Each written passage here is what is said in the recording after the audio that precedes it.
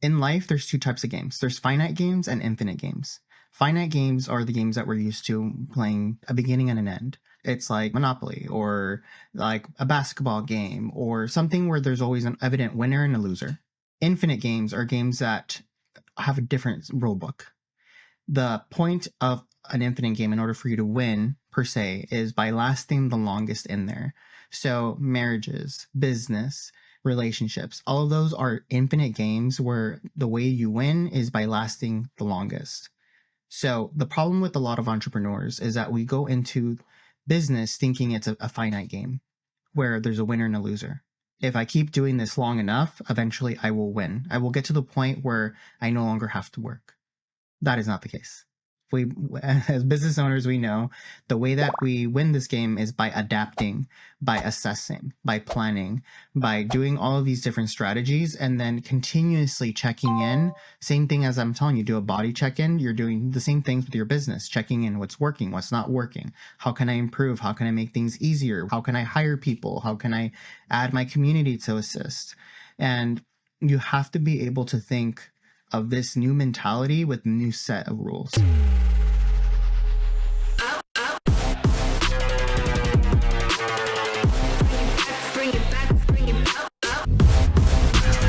Welcome to The Ownership Game with Gary Montalvo. What would it take to get into the driver's seat of your life and leave your mark? The Ownership Game starts now. We live in a culture that glorifies the hustle, where productivity is praised, overworking is normalized, and rest, well, you can sleep when you're dead. And while the hustle starts out with good intentions, discipline, ambition, building something meaningful, when it's all left unchecked, the hustle can also lead to burnout. That drive that helped you succeed is now the thing that is pushing you over the edge. And that's what happened to my guest today, Dr. Jaime Raygoza. Before he was a psychologist and coach helping others build healthier and more intentional lives, Dr. Jaime was deep in hustle mode, grinding through 100 hours a week with school, work, and internships, all driven by this unspoken need to succeed, until a near-fatal car accident quite literally forced him to stop and rethink it all.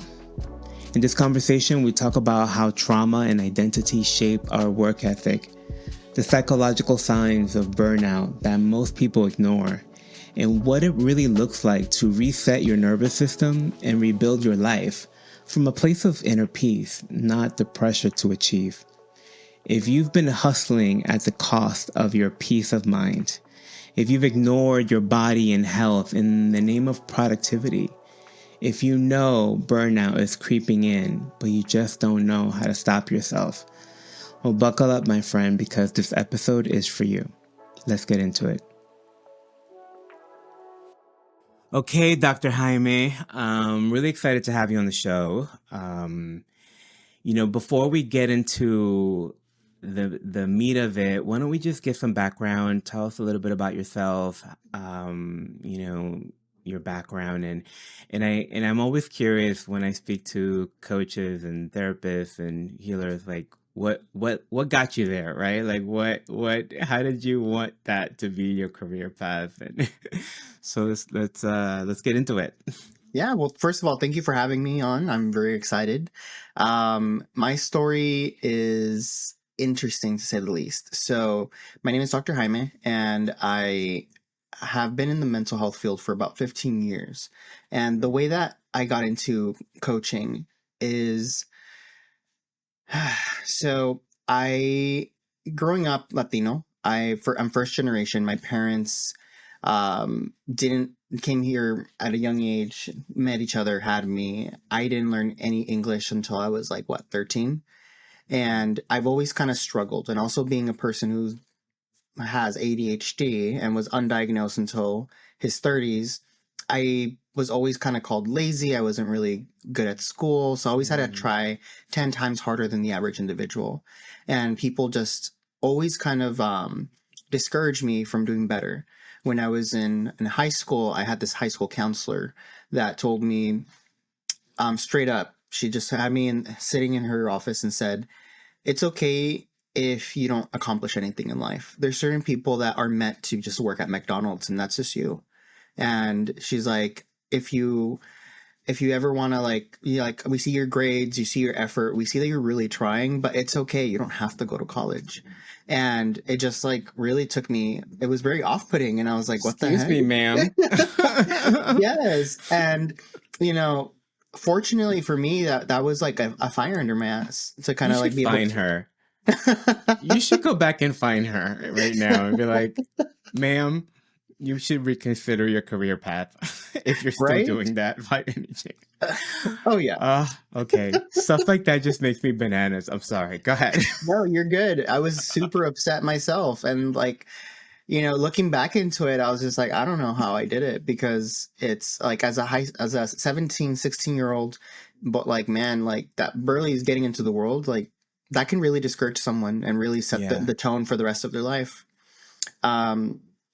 Like I said, that kind of like put a fire under me, and I went to college. I tried my best to do everything as possible.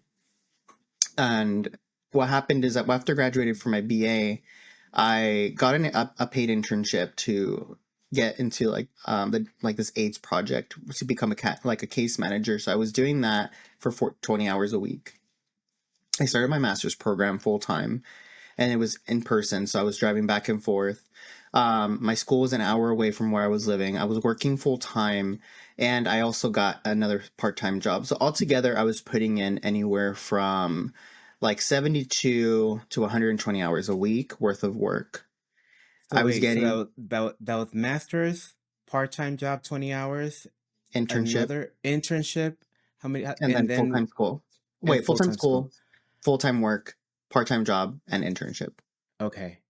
So it was like juggling 4 different things at once. Yeah. And it was just getting super overwhelming. I was sleeping anywhere from 2 to 3 hours a day, and I was just like on coffee 24/7. So I was slowly deteriorating over time. I was able to sustain that for about 3-4 months. And by that time, I felt my eyes started twitching. I started getting random fevers. I started getting muscle cramps. I was getting like stomach aches. My body was essentially telling me, hey, something's wrong. You need to stop. But I was young, kept pushing forward. And it wasn't until I decided to add something else to the loop, which I was like, you know what? I can have it all. Let me go on a date. And I end up going on this date. I end up like, you know, having a good time. But like in the back of my mind, I know I was exhausted, because I was just like, I'm just so tired. And the date was an hour away from my home. And I used to live in Palm Springs, and people who don't know that the trip between Riverside and Palm Springs, in order to get there, you have to go through this windy road through the mountains. And it was pitch black, there's no lighting. I was getting very, very exhausted. I was like driving, and then I just kept dozing off on the road. And I was just like, no, this is dangerous. I stopped by, got a cup of coffee, added 7 shots, and I chugged it. Even then, still struggling. And it wasn't until I barely got out of like the windy road into the city, knocked out. And I ended up crashing in front of a gay club. I hit a pole, which ended up catapulting my car up in the air, flipped. I woke up, and like I was getting flashes of like lights because I was like up in the air. I just felt my body dangling. I hit the dash, the rear mirror, knock out again, wake up. I'm like upside down. I'm looking around. There's like pieces of my car everywhere, and I'm just like bleeding, and I'm just like, what the heck is going on? But I kept coming in and out of consciousness, and I just remember like this guy on the window, like trying to break the window, getting me out. Next thing I remember, I wake up in the hospital, and I was like, okay. And I'm like in a hospital gown. I'm like panicking. I was like, what the heck is going on? And then I see a nurse pass by, and she sees me. She's like, oh my gosh, John Doe woke up. And I'm like, what the heck? And then like doctors rush in. Who's John Doe? Yes. He's like, yes. I was like, what is this? An episode of Grey's Anatomy? Like, what the heck? And then like nurses come in and doctors come in, and they start asking me all these questions. I'm getting overstimulated. And I was like, I don't know what the heck is going on. And then basically they're like, okay, you had a really big car accident. You've been subconscious, you've been unconscious for 3 days, and like we didn't know who you were. You had no identification. Your car was like smashed. All of your items were just scattered. We couldn't find anything, and I was just like, just started. I was so overwhelmed, just started crying, and it was just like I was like, what the heck? And one doctor showed me pictures of like the wreckage because the police came in and started interviewing me because they thought I was drunk, and like I wasn't. I was just exhausted. So they essentially just they showed me like this, and he's like, you shouldn't have been alive based on this accident. Most people who suffer this type of accident die on like instantly. So he's like, I don't know who's up there taking care of you, but you should not be alive today. So take this as a warning or as a sign that you have to do something in this life. Wow. And from that point on, it was just like really like I need to change my life. The way that I'm living my life is not the way that I'm supposed to. I called my employer and I was gonna like I was already getting ready to quit because I was like, this is too much. I was like, I'm gonna drop something. And I was like, I called them and they said, you're actually fired. You've been MIA for 3 days.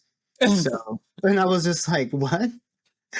I was like, excuse me? And they're like, I got into a major car accident. No joke. My manager was like, that sounds like a personal problem. Like, you should like manage your time better, and you should have like been more careful. Like, but you went MIA for 3 days, so you're let go. So I was like, what heartless people. Same thing happened with the internship, and same thing happened with the part-time job. And it was like these managers just didn't care. So this is my long story why I decided to change my life, started learning about burnout, started learning about stress. And I was like, let me change this so that nobody ever has to go through the same pain that I went through and sacrifice their life for people that really don't care about them. Yeah. Oh my God. Wow. Okay. Questions. Yes. Where so many questions. So in your master's program, what track were you on? I was a full-time master's program for my master's in public administration. Okay, so you were going for something completely different. Mm-hmm. Public administration. Okay. And so then okay, that's what I wanted to get at I wanted to see if you were already on the path. Okay, I'm interested in getting into the mindset of what had you load yourself so deep, right? Like what was going on for you that you felt like that you needed to do that, or like what was going on there? In the moment, like, if I really look back and I ask myself, it had to be like the people in my life, like that counselor that told me I wasn't good enough and that I was never going to be anybody in life. So I really wanted to prove them wrong, and I wanted to kind of have a higher self-worth.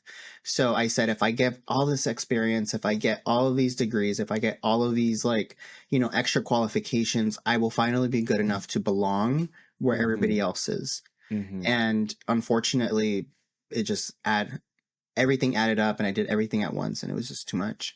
Yeah. So you were basically trying to prove your worth, right? Trying to prove something. No, I think it's really I wanted to ask that question because I think it's important, because I think that we have these back motivations in the background that sometimes we are not really fully aware of the impact they're having, right? And in your case, it was I have to prove to these people that I'm worthy and that I can do it. Sometimes it's I can't ask for support, or I can't quit, or if I'm going to disappoint people, or there's some type of version, whatever the story is that's running in the background. But if you don't put that in check, it can cause havoc in the foreground, right? So okay, so then you went and changed did you finish that master's, or did you switch? I ended up finishing the master's. So I had a little bit of PTSD. I did not drive for like about 8 months because it was just like every time I got in the car, flashbacks. So I couldn't go to work. And my mom, because nobody in my family knew that the accident happened. I was just like, they didn't know who to contact. I You was were jobbed just out. missing for 3 Yeah. days. Hmm. Oh, your mother must have loved that. Oh no. So when and I didn't have my phone, I didn't have anything. So the only way I contacted them was I asked the nurse to let me borrow her phone, and I went on Facebook and I started like just like checking like for because who memorizes numbers nowadays? Oh, So I was like contacting, and I was able. The only person I was able to find was my cousin, who then contacted everybody, and then people rushed to the hospital, and like yeah, it was very overwhelming. I left Palm Springs, moved back with my mom, and I was like, I'm just gonna do my full time school until, you know, just stay with my mom, do full time school, finish our uh-huh. program until I'm ready to go back. And so at what point did you pursue your career as a coach, and so did you go do another therapy, another master's? No, that's why I got my doctorate degree. So So then I you went into PhD. Yeah, so I did take like about 2 years before I actually decided to go into this route. So I did take a job because I needed to make money, and I went into more of a case management work, and that's when I started Uh-huh. like really seeing that a lot of my employees were because I was a supervisor at a case management like home visiting like site, and a lot of my employees were going through the same type of burnout that I was going through, the same type of insecurities that I was going through. So I was trying to coach them one person at a time, Mm-hmm. supervising them. And that's when I started taking like coaching certifications. I started taking more like burnout, stress, all of these different type of like skills levels to improve myself so I can help my employees because I was seeing people deteriorate right in front of my eyes. Mm-hmm. And a lot of my like supervisors were saying you're going way too extra, like this is not part of your job description. Your job Mm-hmm. description is just to like make sure that they perform. Like you're not supposed to be like their caretaker. And I'm like, it's not that I'm their caretaker, I'm just helping them, like treat them like human beings and making sure that they don't to make the same mistakes I do. And I keep getting this feedback, and I would switch job after job, and then people are saying you're doing too much for them, this is not your job description. So I was like, you know what, why don't I make my own job description and Mm-hmm. let me really become a master in this area of topic. So I went to get my doctorate degree in psychology and human organizational psychology to really see how stress impacts people in the workplace and how leadership impacts people in the workplace. And that's how everything else just kind of unfolded where I'm at now. Wow, beautiful. Okay. So, I mean, I'm excited to have you on the show. First of all, I wasn't sure I was gonna. I didn't know your background story fully, so I wasn't sure. I wasn't prepared for that, but I'm really glad we got into that. Hmm. Because I was literally like sitting here with my jaw on the floor, picturing. I was like, oh no, picturing the car flying in the air. I'm so glad you're okay. Thank you. Um, I want to talk. I'm excited to talk to you because I find this topic of burnout is really interesting because, in my experience now, most people don't even realize they're burnt out. Like most people Oh don't no. even realize like our threshold for pain in this area is has gotten really high, and most people don't even realize that they're walking around like fully tapped. Um, so let's start there. I mean, what are some signs, or what are some ways that people can kind of check in and see where they are at? Yeah, well, first of all, your body recognizes stress and burnout a lot faster than your mind. So your body will start giving you signals. So you have to start paying attention. And what I tell my clients is do like a full body scan, like at least once a day. Like sit there for like at least 30 seconds and then kind of see where's my body at? How am I feeling? How is like from like your head all the way to your toes? And then just really sit there and just pay attention to what's going on. And during that time, ask yourself, am I having any twitches around my body? So sometimes our body tries to release the tension that we have from all the stress by doing random muscle spasms. So you'll have like a twitch on your arm. The most common one is like the eye twitch. Am I having any headaches? Migraines start to develop, headaches start to develop. Sometimes you start having irregular bowel movements because your body's trying to regulate itself. So you'll have to go to the restroom often. Sometimes you don't go for several days. Um, your appetite starts changing. So you either start going to one extreme to the other. Either you're really, really hungry all the time and constantly eating, start gaining weight, or you essentially starve, no appetite, go days, hours without eating because you're just not hungry. And so there's between that. There's also irritability. So are you losing your temper more often? Are you losing your patience? Are you not having? Are you sleeping too much? Are you sleeping too little? So it's just a lot of different signs that your body tries to tell you, listen to me. And the easiest way to do that is just to do a simple check in with yourself and ask yourself, like, how am I doing? Like, am I doing something about it? And if you do notice these signs, try to release the tension in your body first before you do your mind. So go exercise, stretch, yoga, mindfulness exercises, things like that to just really release the tension in your body. And then from there, do some journal work and release the tension in your mind, like, therapy, coaching, self-talk, whatever it may be, something to release all of the thoughts and put them out from where you're at. Yeah. Something, as you're speaking, the thing that I'm really present to is that it's because the first thing I thought about is like when you are rushing, when you are putting out fires, when you are like, picking up the kids and trying to take care of your clients, and especially, I work with entrepreneurs. They wear many hats. Mm-hmm. You're putting out, you're putting, you're the marketing director, you're the finance director, you're the client, the customer service, you're everything, right? Yeah. And so the idea of stopping and doing a body scan, I think it's like, I don't got time for that. You know what Yeah. I mean? And so the thing that I'm really present to as you're speaking is that doing this type of work requires a level of commitment to just check in, and a level of commitment to pause and discern, and see what's there, because it makes perfect sense that we're not even aware that we're stressed out when we're always like running around putting out fires, and a curse, like we cannot stop. Um, but it's so necessary. I mean, and I don't want to. It doesn't have to be as dramatic as Jaime's story. But operating in this way, it does impact your results. It does impact Oh your yeah. ability to continue to grow your business, to continue to innovate.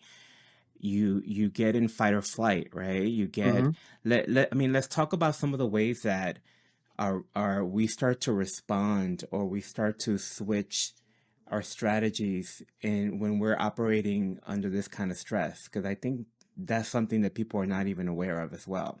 Mm-hmm. Yeah, and it's interesting you say fight, flight. So most of our survival responses are flight, fight, fawn, or freeze. And a lot of us tend to go into the freeze category or the flight category when we're stressed. It's just common. It's a lot of us are sometimes scared of confrontation, so we don't do the fight. And then the fawning, it's just like more people pleasing. But a lot of the freeze happens and we don't realize that the freeze is happening because what it is just like ignoring the problem. So we know that it's there and it's a subtle inconvenience but not enough where it's like, oh, it's impacting my life yet. And a lot of that is like the health issues. So you notice that you're not feeling well, you're getting constantly sick because your immune system is going down, and you're like, it's fine, I'll just take some Advil, I'll just take some cough medicine and ignore the issue. But when it's like a constant frequency, have to go to the doctor. You have to be able to go and do things. And firsthand as an entrepreneur myself, it's so easy for us to get lost in this like cycle of stress because you're like, we don't have the luxury of taking days off. If I take the day off, then the business doesn't run, especially if you're a one person show. And if you're the early stages of your business, it's going to be very difficult for you to just relax, you know? And I've seen entrepreneurs clocking in at 6 a.m. and not getting out of like their table or whatever they're doing until like 9, 10, 11, 12 p.m. Like, you know, almost midnight. And then they just wake up and they're doing kind of like what I did, but with one, because they're working so many different positions. Like you Mm-hmm. said, the marketer, the customer relations, the manager, the CEO, all of this. So you have to be able to take rests. One thing I tell my clients is if it's not on your calendar, it's not going to happen. Schedule breaks, schedule lunch breaks, schedule time off. And if you struggle taking accountability to take days off, schedule it with someone. So say, hey, call up your best friend and be like, hey, we're going to go grab lunch this day and we're going to like hang out for at least 4 hours. And that way it's accountability that I'm taking time off. I'm not going to go to work. I'm just going to like relax, unwind, and de-stress. Like, go get a massage, go get something to release the tension out of your body, go get, schedule a biweekly or a monthly check-in with a therapist or with the coach. Do the little things that are intentionally planning for success, because a lot of the reasons is if you fail to plan, you plan to fail. So if it's not on your calendar, if you're not planning and you're not Yeah. adding intentionality and regulating your body, then it's not going to happen. Life gets really busy. How many times do we forget, to eat a day? Sometimes we forget birthdays, we forget things. So how are you supposed to remember to incorporate rest and regulation and stress regulation if you don't plan it? Yeah. And there's I want to throw in a couple more reasons in there as well. You know, when your body goes into fight or flight, it it starts to distribute resources differently. Oh yeah. So you know it where is directing blood flow, where is directing hormones, Mm-hmm. like it starts to really manage resources differently because it's in the mindset of we're in danger, we have to manage our resources, we have to protect ourselves, we don't know when we're going to get out of this situation. So one of the areas that gets impacted when you are in that type of mode is your ability to innovate and to create and to problem solve. Because you're Mm-hmm. looking at life in that moment as like, how do I solve this problem? How do I get out of the situation? Some of the problems, many of the problems in your business are related to innovating, to being creative, to accessing problem solving in a different way, to being able to pause and look at how can I create possibility when I'm meeting an obstacle. It's really hard to do that when you're in fight or flight. Oh You yeah, know, when you're in survival mode, it really impacts your ability to bring innovation to your business. So definitely. it does hurt the growth of your business. And I think one of the other ways that it impacts you is you know, I don't think about it as like the way that I talk about it is maintenance. Yeah. It's like people, you know, when we talk about health and wellness, there's something about it. Like, what's your, you know, your self care? It's like, yeah, self care. But let's be real. If you do not take the car in Mm-hmm. for your regular checkup, there is going to be a consequence. Oh You yeah. know, that car, you can keep riding the car. You can get a whole year probably on that car, but at some point, it's gonna start performing at it's going to diminish its performance, Oh yeah. and then eventually it's going to break down, and Mm-hmm. then trying to fix that problem from the breakdown is going to cost you, instead of the $100 that it was going to be for the tune up, for the oil, for all that, now you're talking about, well, you need $10,000 because now you need a new engine. Yep. um it operating this way is not a sustainable long-term strategy. It has a deep impact, you know, and you will pay a price, but you're going to pay it with interest Oh and yeah. compound interest. So it is something that you should absolutely pay attention to and not treat as not necessary, frivolous. Like I always say, what's your maintenance plan? How are you gonna make sure that you take care of these things so that you can go the long run? We're in a marathon game. Like entrepreneurship is not a sprint; it's a marathon. Mhm. And if you don't have the capacity to hold, to stick it out the long way, the whole way, it's going to have an impact on you, and you're going to be struggling. You're not going to have the sales you want. You're not going to have the growth you want. You're not going to have the impact in the world that you want. So I implore you to pay attention to this conversation, and yes, it does require you to interrupt the way that you're doing things. It requires it. Jaime, the first thing I do with my clients now is I put in morning practices. Mm. I put in rituals. They come to me for strategy. They come to me for growth. And literally the first thing I do is, no, how do you wake up in the morning? How are you, what are your journaling practices? What are your meditation practices? Because if you don't have the capacity to take that pause that Jaime is talking about and reflect and do that check, you can't do the work of bringing in the problem solving to it. You can't bring, Mhm. you can't address it. So I am going on a tangent here because I really believe that this is such key um, to being successful in life and in business. Um, Yeah, I do want to add two things to what yeah, you go said for it. because it's super important. There's this concept that was coined by Simon Sinek, lovely author, really good author, and it's actually right behind me, called The Infinite Game.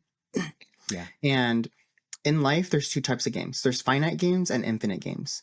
Finite games are the games that we're used to playing when we're young. They have a beginning and an end. So it's like, Monopoly or like a basketball game or something where there's always an evident winner and a loser. Infinite games are games that um, have a different rule book. The point of an infinite game, in order for you to win per se, is by lasting the longest in there.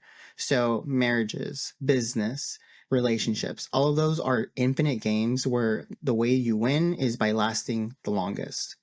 So the problem with a lot of entrepreneurs is that we go into business thinking it's a finite game where there's a winner and a loser. If I keep doing this long enough, eventually I will win. I will get to the point where I no longer have to work. That is not the case. We, as business owners, we know the way that we win this game is by adapting, by Hmm. assessing, by planning, by doing all of these different strategies, and then continuously checking in. Same thing as I'm telling you, do a body check in. You're doing the same things with your business, checking in what's working, what's not working. How can I improve? How can I make things easier? How can I hire people? How can I add my community to assist? And you have to be able to think of this new mentality with new set of rules. And if you are new to the field of business, if you're new into entrepreneurship, really pay attention to what's working, what not working, and constantly do check-ins every week. It's hard as an entrepreneur to just keep doing the same thing over and over again. What's Einstein's definition of insanity? Doing the same thing over and over again, expecting different results. So always the way that you stop that chain from happening is constantly assessing. Is what I'm doing actually benefiting my business, benefiting me, my body, or is it hurting me? And if I continue doing this, what are the unintended consequences that are going to happen in the future? So it's something you really have to pay attention. And kind of going back with that survival mode, like Maslow's hierarchy of needs says that in order for you to even get to that level of creativity and productivity that you were mentioning, you have to meet the foundational needs, which is like food, water, sleep, and feeling that safe of security. But if Hmm. you're in this constant survival mode because you're adding all of these unnecessary stressors and unregulated stressors, then we're going to stay in that survival mode, which then limits creativity, and then our decision making skills are decreased.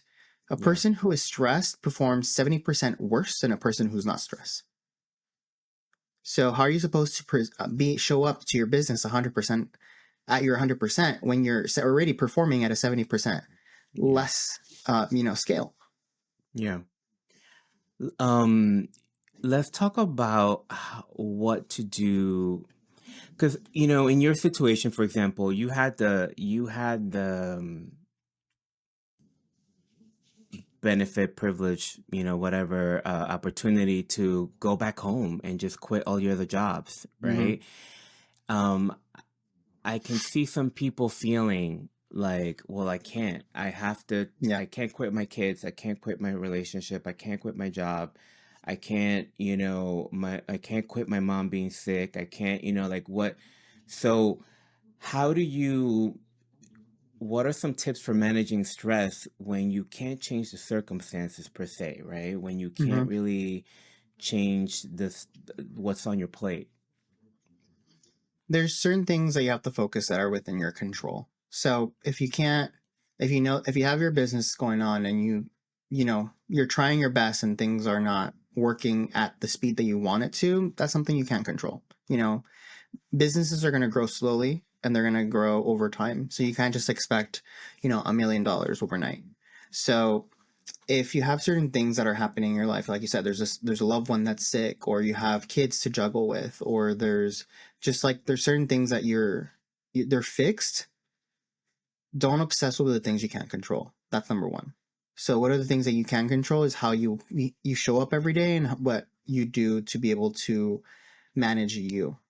So ask yourself, what are places that make me feel regulated, makes me feel safe, makes me feel good. So one thing you can do is switch your environments. If you are constantly working in the place where stress is manifesting, then you need to take yourself out of that level of stress, because your brain starts conditioning itself, and it's kind of like an adversive conditioning behavior, where when you enter a certain space that you usually feel a lot of pain, a lot of sorrow, a lot of anger, a lot of stress, you're automatically going to get into that mood, and that bad, disorientated mood when you enter that workspace. So in order to avoid your mind from setting a theme or that feeling with that one specific location, change up where you work. If you're able to have the flexibility of changing rooms, changing locations, or just like, if you can go out into the field one day versus working from an office, or you're able to have different meetings, just change your work environment, whatever you can do little by little. Second thing, there's a simple psychological concept of entryways. If you feel that you're getting very, very stressed and you feel like you can't breathe, switch rooms. Our brain has this soft reset that happens when we pass through a door.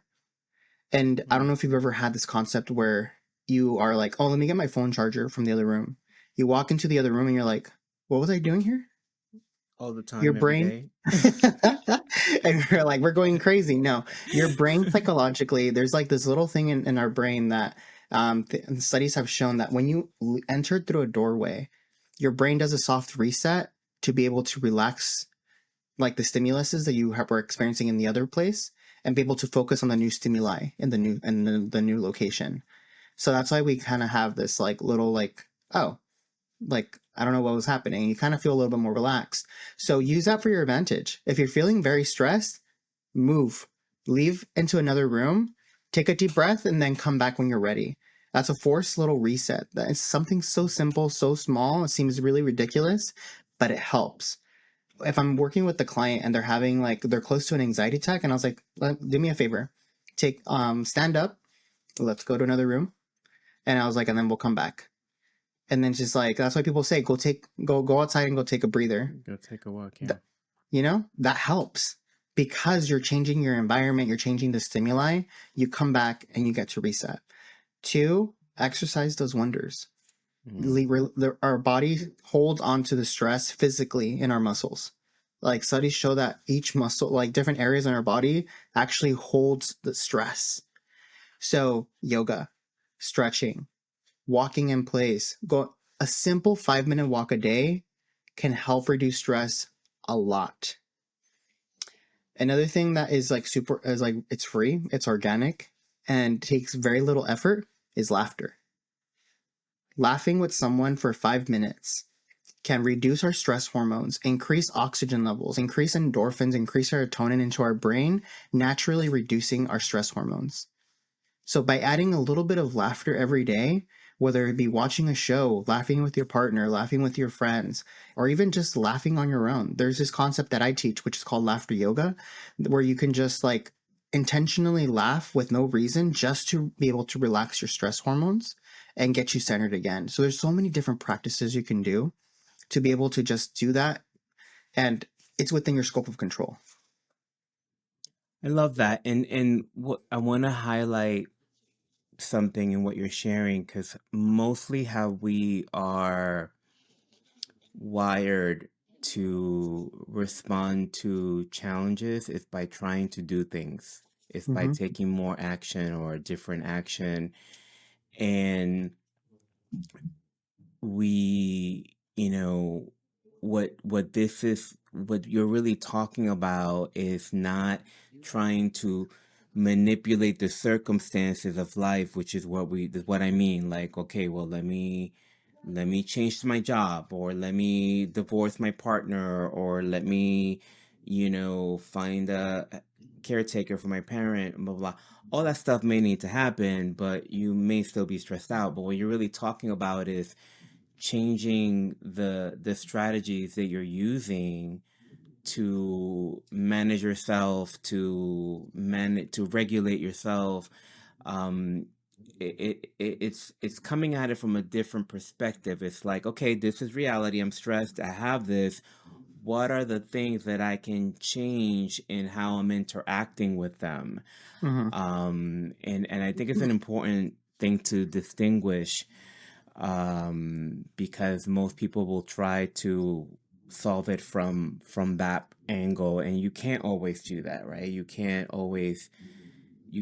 control all the circumstances, but you can control your breathing, you can control your practices, Mm-hmm. and which impacts how you experience those circumstances.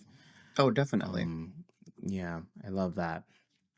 um If I kind of want to talk a little bit about this laughter yoga, because it was one of the things that I saw. I was like, huh? What in the heck is that? I mean, I get it. I Mm-hmm. get the concept of it, and I certainly subscribe to laughing at any given opportunity. The idea of sitting there laughing by myself seems a little silly. So how does that work? Like, how do you? I don't know. I guess tell me a little bit more about it, because I don't even know enough about it to ask you a question. Yeah. So laughter yoga was actually coined by Dr. Madan Kataria in India in 1995. He started it. He started the practice with five people in a small park, and now it's practiced in over 120 countries worldwide. And the whole concept of it is that studies show that your brain can't tell the difference between synthetic laughter or real laughter. You still get the same benefits, which are increased endorphins, serotonin, that race to your brain, and it starts reducing stress hormones in your blood, and it starts regulating you little by little. The statistic says that 5 minutes a day can simply reset you and de-stress you for the day to feel refreshed, more energetic, being able to breathe and release the tension in your body. And all it is different yogic techniques, with whether it's stretching, yogic breathing, like yoga nidra added in there, along with natural laughter exercises. So the whole point is to be silly. It's to tap into that inner child, start healing that inner child, reintroducing play, reintroducing imagination, and then just laughing for no particular reason. So you're not really telling jokes, but you're doing different activities that really force you to go into that child mindset and get into that sense of play. So you're not sitting there laughing. You're also doing some yoga poses. A little bit sometimes. So it just really depends. There's hundreds of different activities you can do. Um, Sometimes it's like yoga poses, sometimes it's doing an activity. So one of the common ones that I like to introduce people to laughter yoga is counting laughter. So we're going to Okay. count to 10, but instead of saying numbers, we're going to laugh that many times. So it's like saying ha, ha, ha, ha, ha, ha.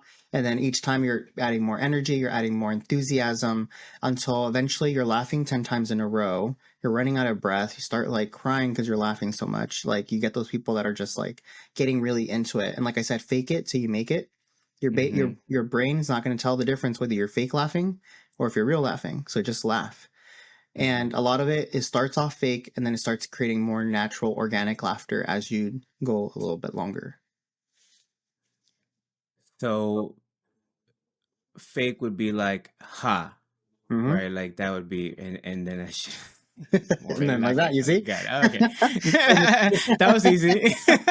exactly. And that's what I usually tell people. Like a lot of my clients, I'm just like sit in the car if you have like an interview, if you have a client that you have to see and you're just like very anxious about it, sit in the car, go in a closet, go outside, whatever you do, put your hand out and just say ha, ha ha, ha ha ha, smile and then just feel as much joy in the activity.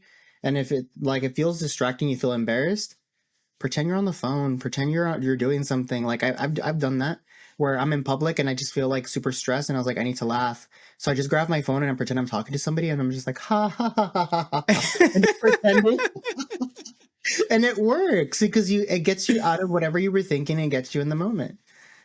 It's so funny because it feels ridiculous, Mm-hmm. but it also seems brilliant. Like it's such a dumb thing to do, but it's like I can totally see how that would work. Oh yeah, definitely. Okay. All right. Laughing. So, as we wrap up here, what are some, I guess, is there a question that I haven't asked you yet that you think is important to the conversation that there's like, oh, we didn't cover this, but I want these guys to know this? The message I always like to tell people is don't take life so seriously. Be able Mm, to incorporate laughter, incorporate love, incorporate joy into everything that you do. Science shows that we feel the happiest in our lives while we're working towards something, not mhm. when we reach the goal. It's the process. So if you feel the happiest while you're in the process of reaching your goal, why not enjoy every single moment of it? Be in the moment. Celebrate the small wins. If you made $50 that day, that's a win. If Yeah. you were able to answer all your emails, if you were able to connect with new clients, if you got new leads, whatever it may be, celebrate all of the little small wins and feel joy that you have the privilege to do what you're doing. Not I everybody love is that. able to like just open up a business and get it. You should feel proud of yourself because you made the risk on yourself. You're trying it. So just continuously celebrate yourself, enjoy the process, and just know that your today is not your it's not going to be your forever. Yeah. I love that. And I think I don't I don't want to say stress is part of the journey. The friction and the learning is part of the journey. Mm-hmm. And if for you that is showing up as how to manage your stress or how to manage your burnout, then that's the gift for you, right? Like that is getting reflected, that is getting mirrored, that is coming up. And I think a lot of people fall into a judgment of themselves and a judgment of the situation. And I really would encourage you to put the judgment aside and really step into a space of gratitude that it's showing up and that you're seeing it, and that there is tools, and some of them are pretty simple. I mean, the stuff that Dr. Jaime is talking about is not complicated to do. It takes something to pause and do it. It takes a willingness to put it down so that you can actually do that. But this stuff isn't complicated, Mm-hmm. and but it's super powerful. It's super powerful. Um, so yeah, so just be willing to pause and do that work, 'cause I think it will absolutely help you continue to make your impact and grow your business. So thank you, Dr. Jaime. I so appreciate you joining us. We will put all of your information in the show notes. I know that you have, you do coaching, you have all these programs to help people manage their staff and their stress and burnout, and you also work with people with confidence and also do career coaching. So definitely reach out to Dr. Jaime. And what's your website, Dr. Jaime? RainbowCareerCoaching.com. RainbowCareerCoaching.com. I love it. Well, thank you, Dr. Jaime, for joining us. I so appreciate you joining us. I know it's a bit early where you are, so thank you. Of course. Thank you for having me. A pleasure. Burnout isn't just a scheduling problem. It's not just about being busy or not having enough time. It's about the story underneath the hustle. The one that's saying things like, if I slow down, I'm gonna fall behind. I have to do this right. What are people gonna think if I mess this up? This is my one shot. This is about more than overworking. It's about over-identifying with the outcome that you're trying to achieve.